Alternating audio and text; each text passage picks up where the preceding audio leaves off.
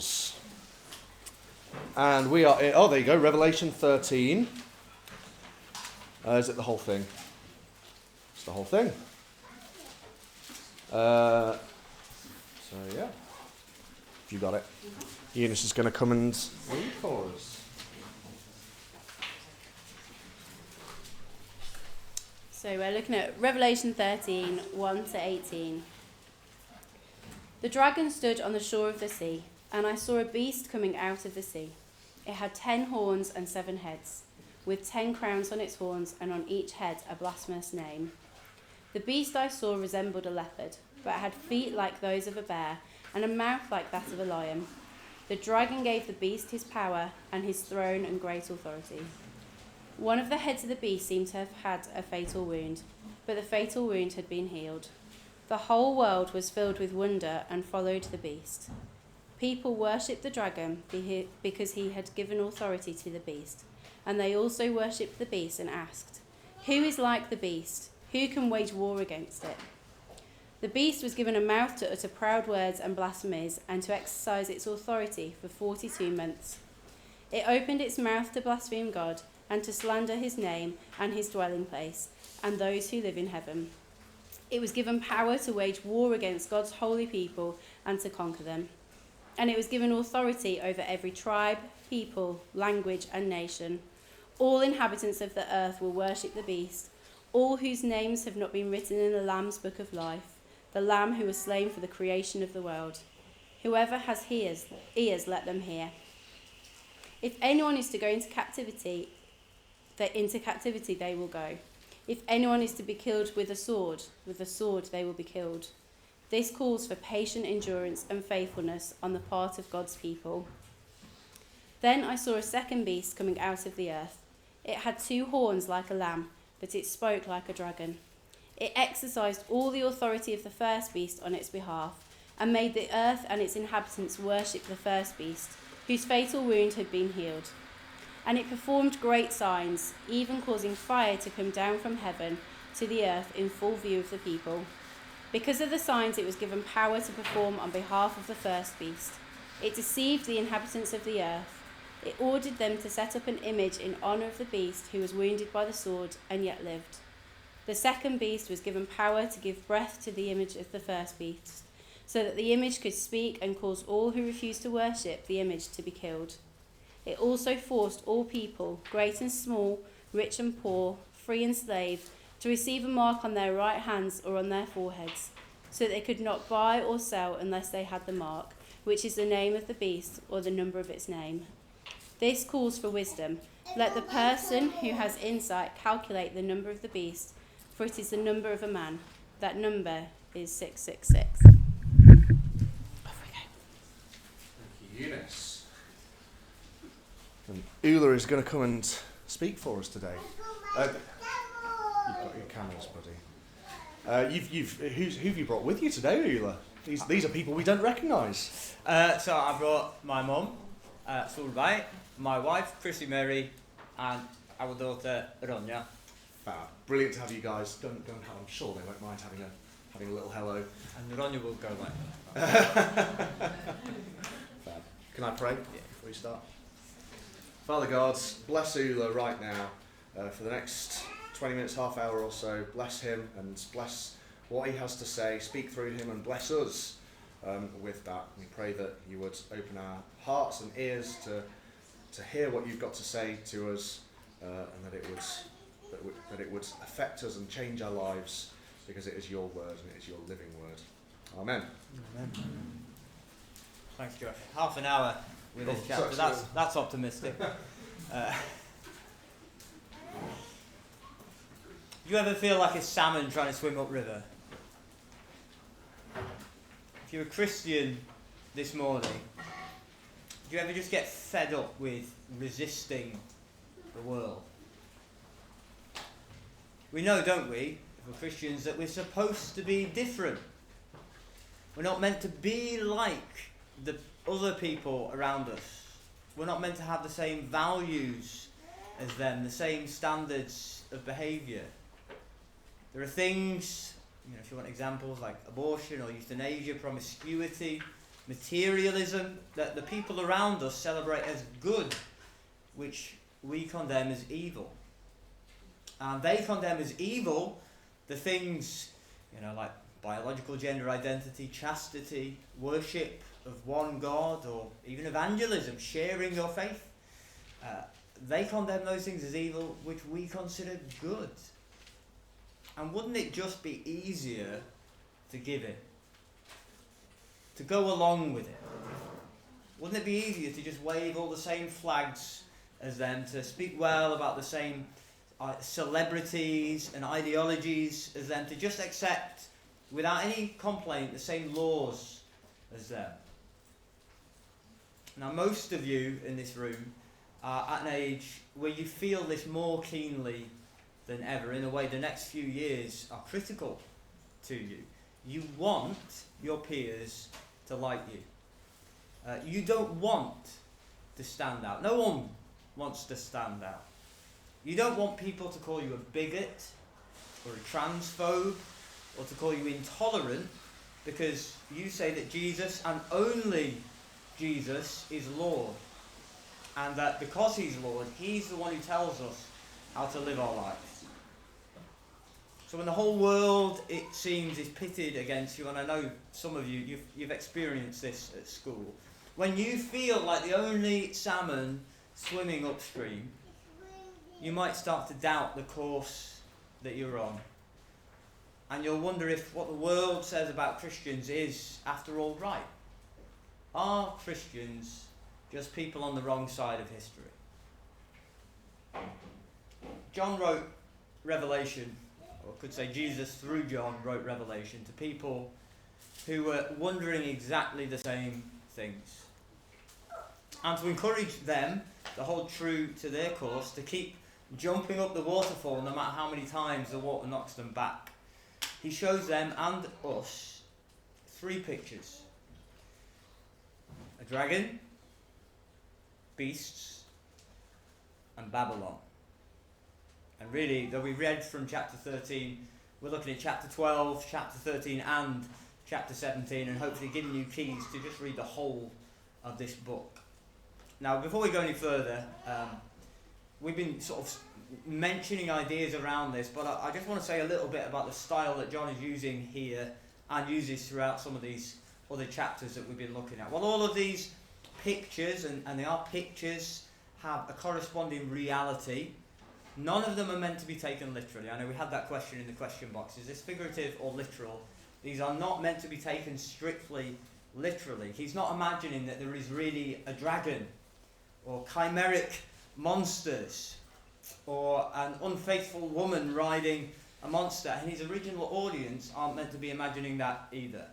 This book is written in what we call an apocalyptic style.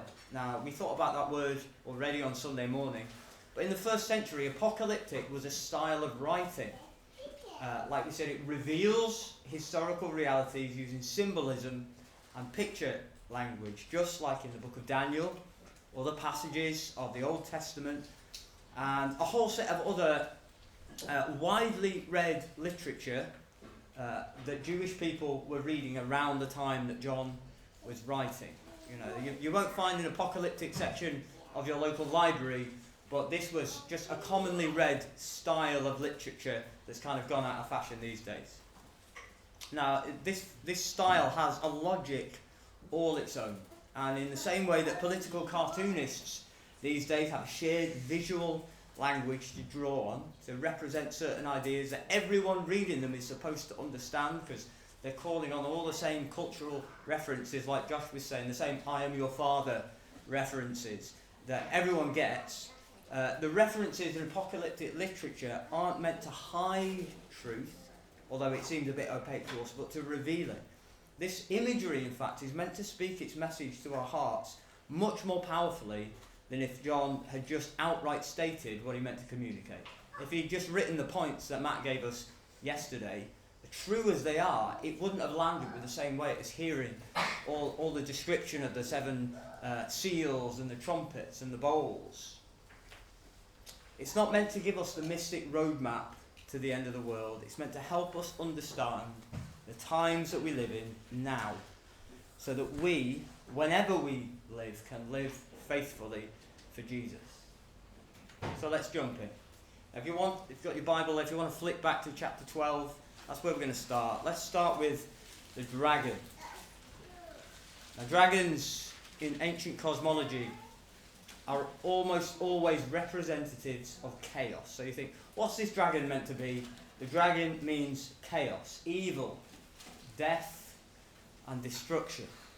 Dragons are often linked with the sea. They're like sea dragons or sea serpents, sea monsters, which in the ancient world, the sea, as now, was dangerous. It was unpredictable. It was an unstable force. Now, given the way that the ancients viewed the world, they kind of viewed it as the earth existing between the waters above the earth and the waters below in the depths, held at bay by the land and the firmament. The chaotic serpent dragon is an anti-life force of uncreation. It's like risking the heavens collapsing and the ground breaking open and just everything being deluged and destroyed with water. So John makes it clear to us who this anti-life chaos force is, who the dragon is in chapter 12. That ancient serpent in verse 9, he says, called what? The devil. Or Satan. That means the accuser, who leads the whole world astray. So the dragon, this is the great enemy of Revelation. All the other forces that we might see, the ones that we'll look at in these other two chapters, they trace their power and authority back to this guy. John makes it clear what this dragon is about. Not only chaos, destruction and death in general, but in particular the death and destruction of God's people. That's what we see in chapter 12. The dragon is a powerful spiritual being. And so this is what the symbolism is about. The 7 heads, 10 horns, 7 crowns. That means he seems to have full control over the earth. He rules over the kings of the earth. And this dragon sets itself against God's plan to redeem the earth. He tries to destroy Jesus. That's what's happening in this story, with the dragon poised ready to devour the child as he's born, and he fails. So he goes instead after Jesus' people, the church. That's who this woman is, and the woman's offspring in chapter 12. Then there's an almighty cosmic conflict. We read of war in heaven. And this dragon, for all his apparent power, is thrown down again. However much he tries to wipe out God's people, he fails. So he went off to wage war against the church, and he does have power to do them harm, like Josh has told us. There's suffering. But he is ultimately never successful in wiping them out. And it's been a repeated theme, maybe you've noticed, that Christians die in the book of Revelation, but they come right back to life. Or they die and they're not lost. They're still alive. They die and they're under the altar in heaven. They are alive. Death can't take them away. The dragon is powerful. The dragon is frightening. And there is a real individual power here. For all that there's figurative language here, Jesus, through John, is teaching us about a real person. Now, the devil isn't a metaphor for the evil in the hearts of mankind. Maybe you've heard that kind of thing, that Christians, we kind of don't want to believe in some red-skinned man with a pitchfork and pointy horns and a tail, because that seems silly, and it is. And so we're like, well, the devil maybe he isn't real. He's just kind of a word we use to talk about the evil that we can do.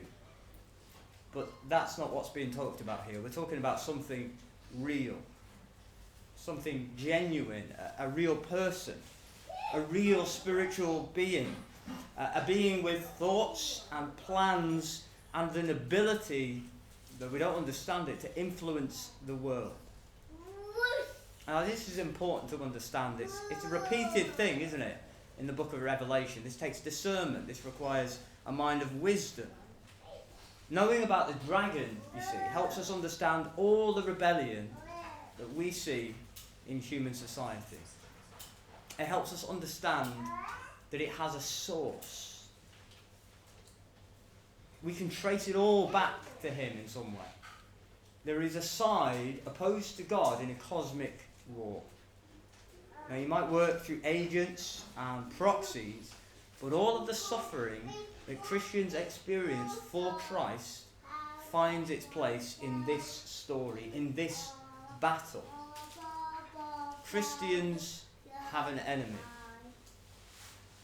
1 Peter chapter 5 verse 8 says, "Your enemy the devil prowls around like a roaring lion, looking for someone to devour." This is someone in rebellion against God. His existence has been dedicated to destroying the Messiah because he knew the harm that Jesus would do to him. You could read Genesis 3 and you see he was there in the garden, and the promise of the Messiah is actually spoken to him. He will crush your head. You will strike his heel. So he knows that the Messiah is bad news. He can't allow the Messiah to be born. Now, when he gets beaten by the Messiah yet again, in rage he turns against the Lamb's people. There is a dragon. He's the source of the death, destruction and evil that we see in the world, although he only ever has as much power as God permits him. And there's never any contest. He was no match for Jesus then. He's no match for Jesus now. And his days are numbered. However terrifying he might seem, this is not a power to ally yourself with. But turn now to chapter 13. Let's think about the beasts. Some of you have been looking forward to this chapter. Now, to understand this chapter and others like it properly, you could do worse than reading the entire book of Daniel. But we won't do that just now. It's written in the same genre, the same style, this apocalyptic writing, and it's obviously the same metaphorical language that's used. Unnatural beasts, they've got heads of this and arms of this and feet of this. They're represented with brutal and animal features. They're details that show us the hunger, the animal terror and strength of the realities that they represent. They are forces of death, forces of maiming, forces of destruction. They're fearsome creatures who will maul and savage their prey. In the book of Daniel, these beasts that you can read about, and there's more of them in Daniel than there are in Revelation, they represent kings and kingdoms. So I don't mean that there's one beast that's a king and one beast that's a kingdom. I mean each individual beast represents simultaneously the historical reality of a human kingdom and the king or dynasty who rules that kingdom. It's a both and thing. Because in the ancient world, let's do a little bit of history, it's appropriate with time travel as a theme, isn't it? In the ancient world, a king and his kingdom were viewed in many ways as one and the same thing. He was its head. He was like the head of its body. He was its representative. He was the driving intelligence that moved the kingdom in the political realm. And that's the idea, I think, that we should have here. The beasts in Revelation have an individual reality and a corporate, a bodily, a plural reality. They are king and kingdom. Both human individuals and human institutions, all in history. Now, the problem here again with the book of Revelation is that we start hearing about individuals and institutions, and we get our timetables out, we get our calendars out, and we start trying to identify or maybe predict who these beasts have been or will be. I mean, Christians have done this for 2,000 years. This is nothing new. We might assume that each beast represents a single specific individual who will rise up in the future. We've been talking about the Antichrist, some of us this week, and we think, is this the Antichrist, or the Antichrist is like one and then there's another? Now, Daniel's prophecies are quite easy to map onto history. He goes from the Babylonian Empire through to the Roman Empire, and so we might think that, John's just doing that. We could do the same thing here, and in a way, we can. Because to the original audience, it's really clear that with these beasts, John is talking about the Roman Empire. The Caesar dynasty. Well, that stuff about the fatal wound in verses 3 and verses 12, and I think it's in verse 14 as well. It's a reference to the Emperor Nero. And this is just what it is. You're thinking like, oh, is this some mystic sign? This is an allusion to the Emperor Nero. There was a sort of King Arthur myth that had arisen about the Emperor Nero, that he hadn't really died, or that he had died, but that he'd come back someday. That he was kind of hiding somewhere and then he'd return.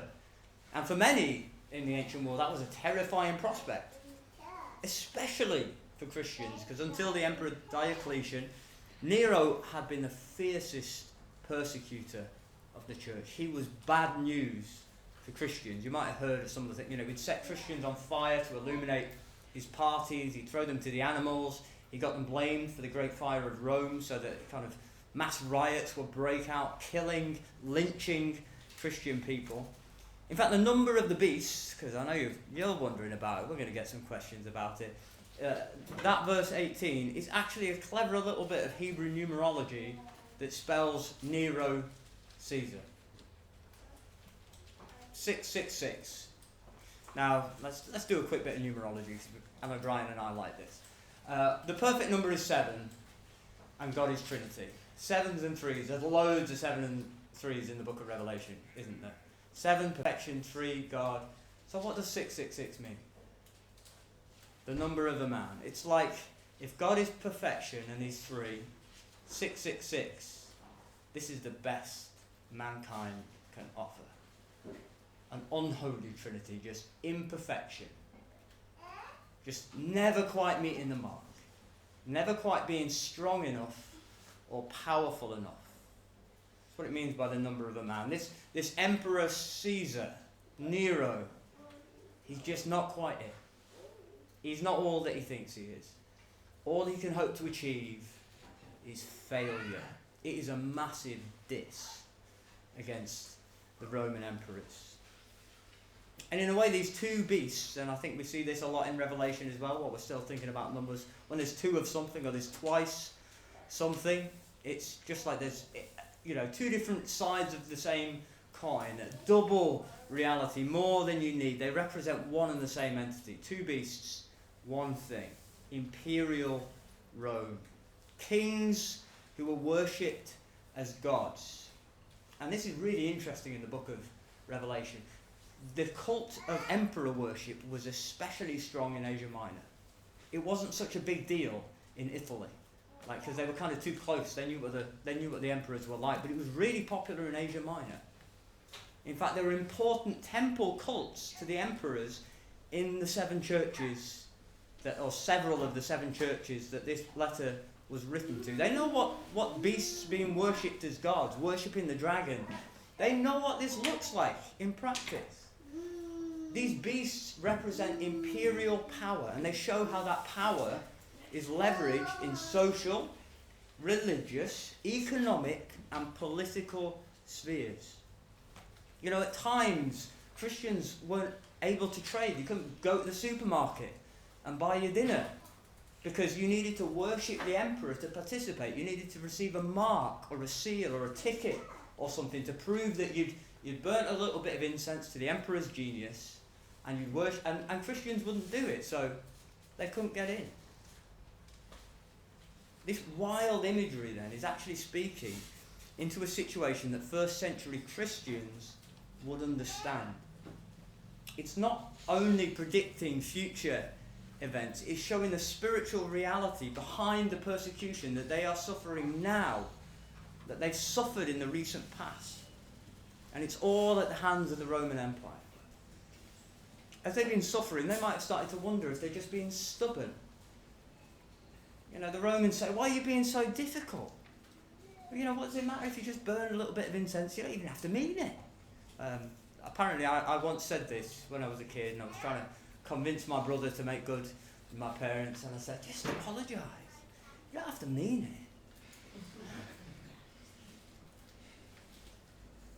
it. It matters. You just go, well, just pay a lip service to it.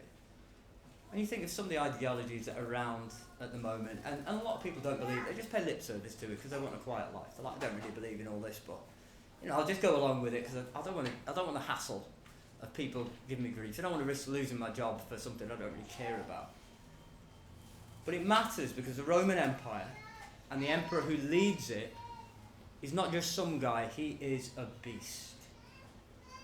He is a destructive monster who draws his power and authority from the dragon, from the devil himself. Whatever the agents of empire might think, whether they know it or not, faithfulness to Christ means resisting the beasts, even when the cost is high. It's not just Rome, you see. It was Rome then, because that was the empire then. It's everyone who walks in their shoes, everyone who earns the same crowns, everyone who leverages economic, social, religious and political power to work against God and his people.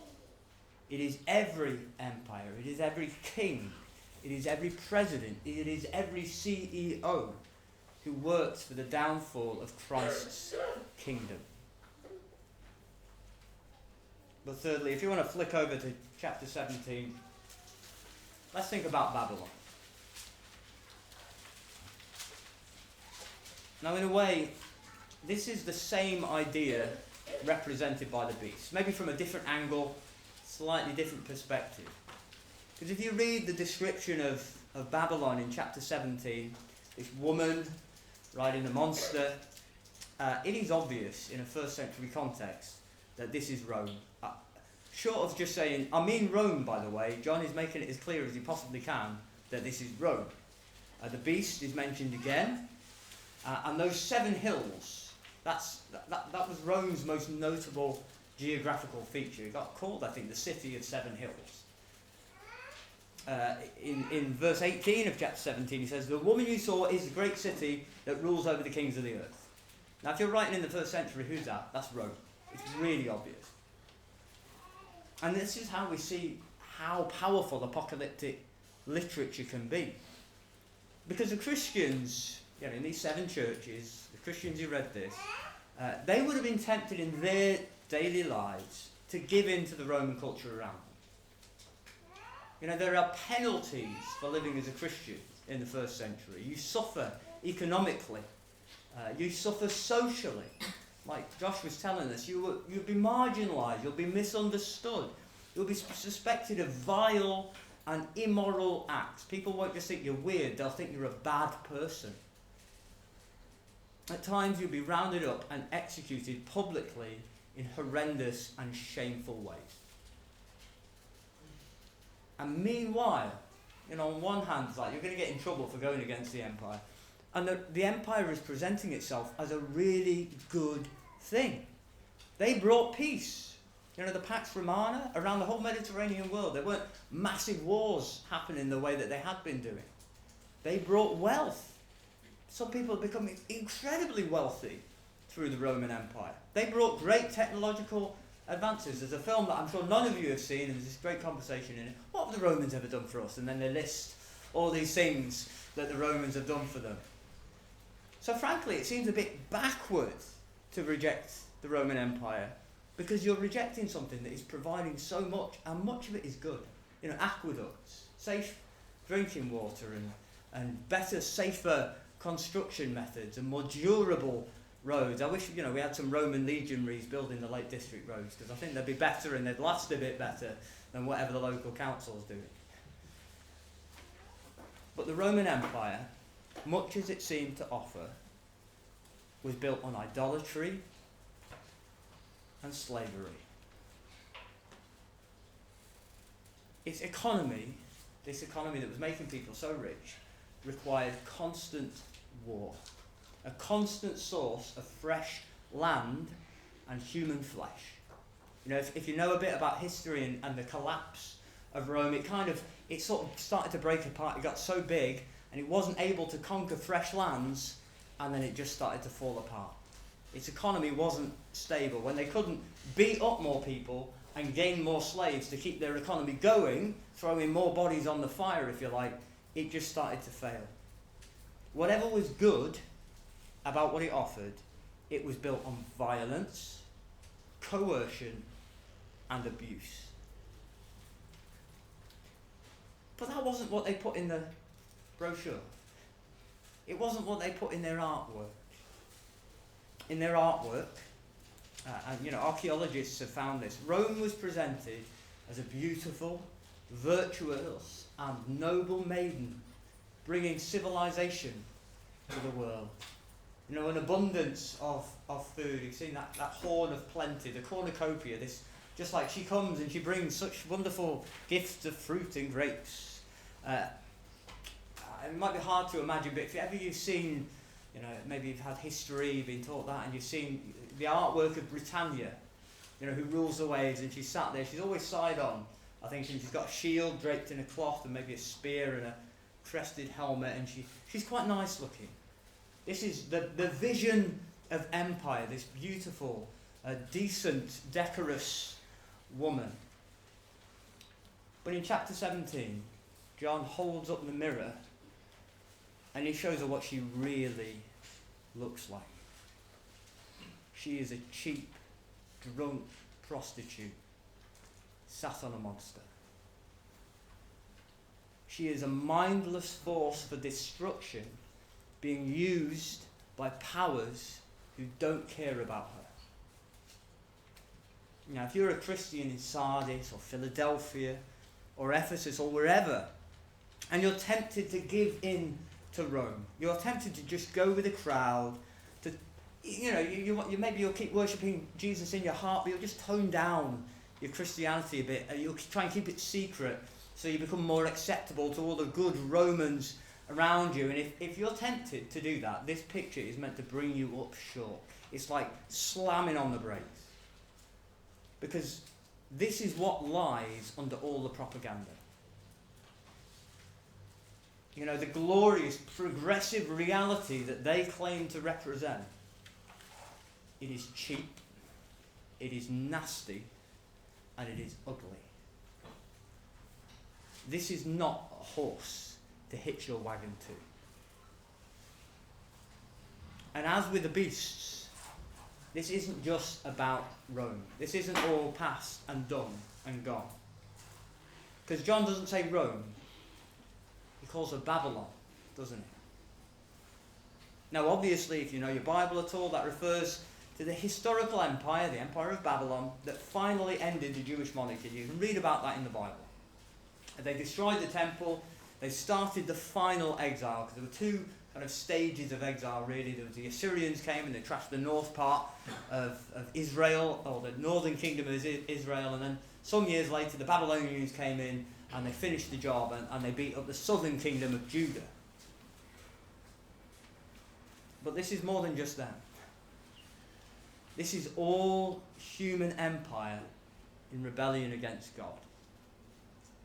This is the same empire building motive that caused people to unite together at Babel. You can read about that. I think it's Genesis 11. That's the same name. Babel, Babylon, the plain of Shinar. It is the same kingdom, the same place at another point in history. They united together to build themselves a tower, to make a name for themselves. Not the name God might give them, to make a name for themselves. This is Nebuchadnezzar in his palace, boasting about everything that his hands have made. This is a Third Reich that will last for 1,000 years. This is a British Empire on which the sun never sets. This is Make America Great Again. This is pride. This is any institution, ideology, or individual promising to make us great and rich and important at the cost of human people ground like meat in a blender.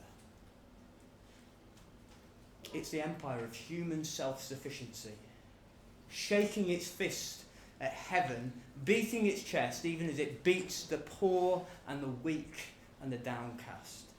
It thinks it is great and noble and beautiful, but it is cheap, vulgar, barbaric, and unaware that it is perpetuating satanic rebellion. It is just a pawn in the dragon's claws. Are you frightened by Rome and just wanting a quiet, peaceful life? Are you maybe a bit impressed by Rome and want in on the party that they're promising? God's people need to know that human empire always becomes Babylon. Because humans are 666. The best we can achieve on our own is failure and harm and evil. It is always opposed to God. And as we'll see tomorrow, it is destined for destruction. Christians do not need Babylon or her way of doing things. Jesus and his way, like we saw on Sunday night, is enough.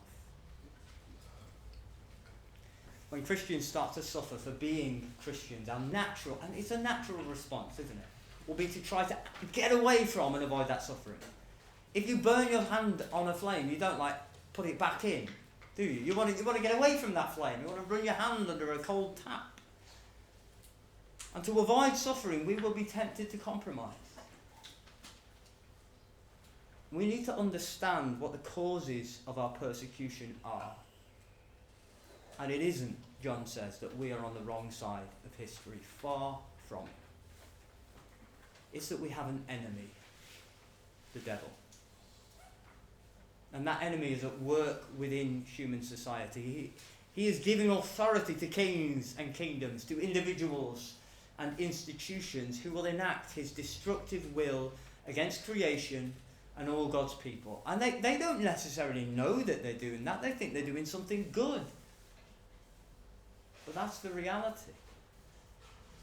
He is at work behind the human empire building effort.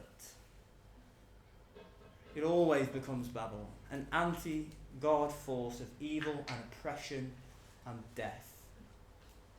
Rebellion against God as old as Cain. So how can we resist going the dragon's way? How can we stay out of Babylon?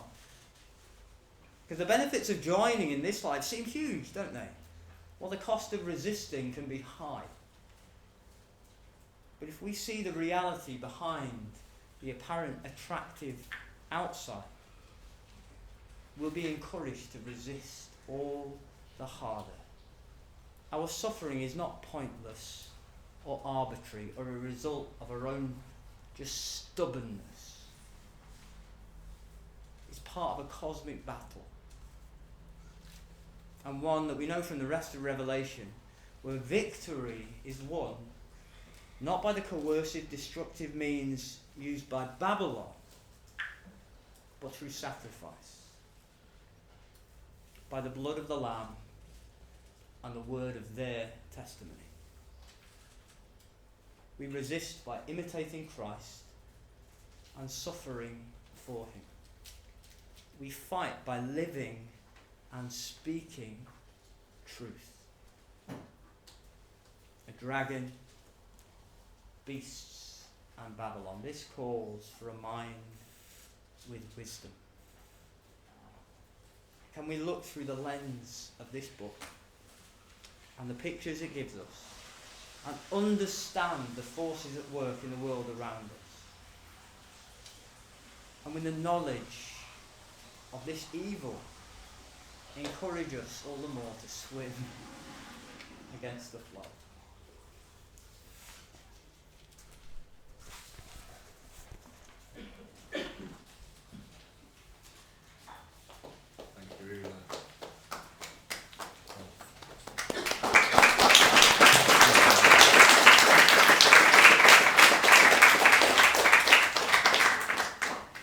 Just take 30 seconds, please, to finish writing any notes you've got. If you've finished writing notes, then just think quietly in your head for